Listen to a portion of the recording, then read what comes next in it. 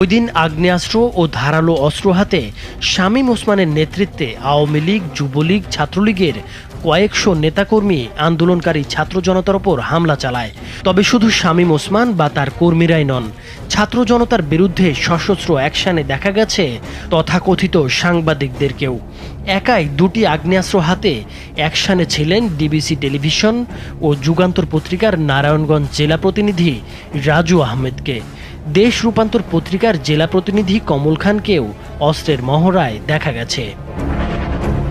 ভিডিওতে শামীম ওসমানের শ্যালক ও বাংলাদেশ ক্রিকেট বোর্ডের পরিচালক তানভীর আহমেদ টিটুকেও গুলি ছুড়তে দেখা গেছে। এছাড়া শামীম ওসমানের অন্যান্য ঘনিষ্ঠ আত্মীয়রাও সেদিন আগ্নেয়াস্ত্র হাতে ছাত্র জনতার ওপর সশস্ত্র আক্রমণে অংশ নিয়েছিলেন।